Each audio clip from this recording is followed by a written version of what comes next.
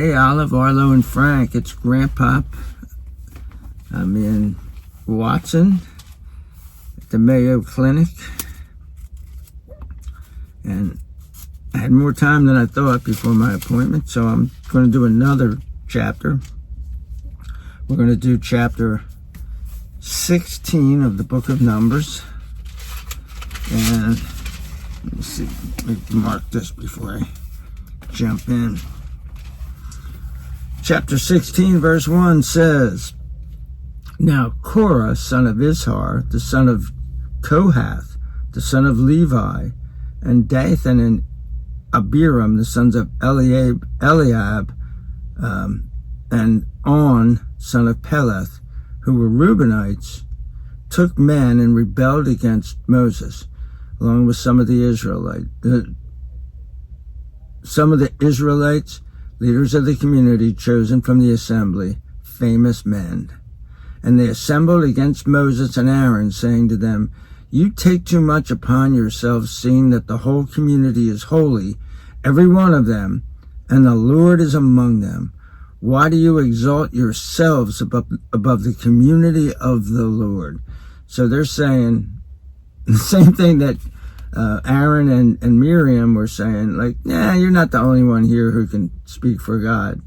So they were saying that they could. These people were saying everybody can.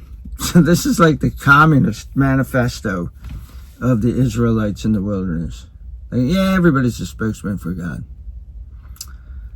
When Moses heard it, he fell down with his face to the ground. Then he said to Korah and to all his company, In the morning, the Lord will make known who are his and who is holy. He will cause that person to approach him. The person he has chosen, he will cause to approach him. Do this, Korah, you and all your company. Take censers, and they're talking about these things that you put incense in. Take censers, put fire in them, and set incense on them before the Lord tomorrow. And the man whom the Lord chooses will be holy.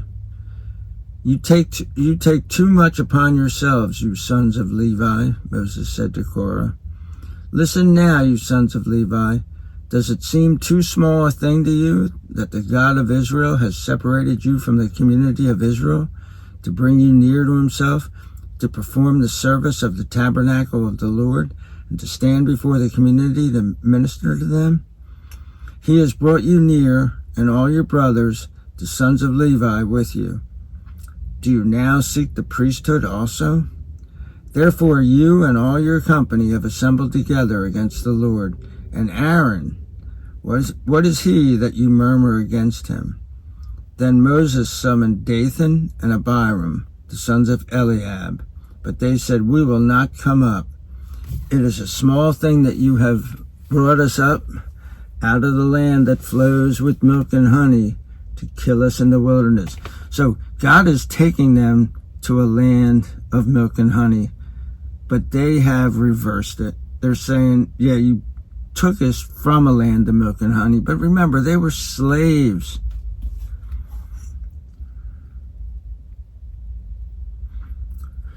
Now do you want to make yourself a prince over us? Moreover, you have not brought us into a land that flows with milk and honey, nor given us an inheritance of fields and vineyards. Do you think you can blind these men? We will not come up.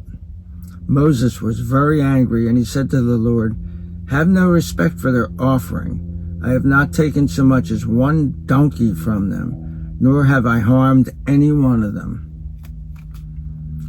And a donkey was an unclean animal, so it's like, I haven't even taken anything that's not set aside for you, Lord. Then Moses said to Korah, You and all your company present yourselves before the Lord, you and they and Aaron tomorrow. And each of you take his censer, put incense in it, and then each of you present his censer before the Lord. 250 censers, along with you and Aaron, each of you with his censer. So everyone took his censer, put fire in it, and set incense on it, and stood at the entrance of the tent of meeting with Moses and Aaron. Then Korah assembled the whole community against them at the entrance of the tent of meeting. And who's going to show up now? Then the glory of the Lord appeared to the whole community. So God doesn't appear, but his glory does. And it's probably very similar to what the Shekinah glory is, or Shekinah glory, however you want to pronounce it, which is the glory that goes in and dwells in the tabernacle and then eventually in the temple. The Lord spoke to Moses and Aaron, "Separate yourselves from among this community, that I may consume them in an instant." Then they threw themselves down with their faces to the ground and said, "O God, the God of the spirits of all people, will you be angry with the whole community when only one man sins?" So the Lord spoke to Moses, "Tell the community, get away from around the homes of Korah, Dathan, and Abiram." Then Moses got up and went to Dathan and Abiram, and the elders of Israel went after him.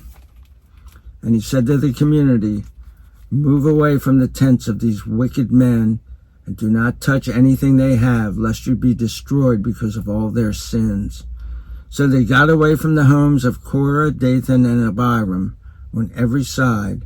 And Dathan and Abiram came out and stationed themselves in the entrances of their tents, with their wives, their children, and their toddlers. Then Moses said, "This is how you will know that the Lord has sent me to do all these works, for I have not done them of my own free will." And then he said he's been kicking and at the goads the whole time. If these men die a natural death, or if they share the fate of all men, then the Lord has not sent me.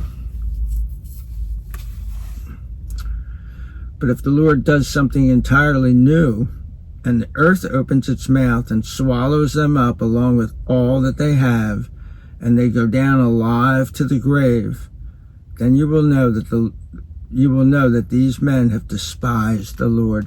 And it's such a shame, because their wives and kids are with them. So when you're the head of a family and you mess up for the whole family.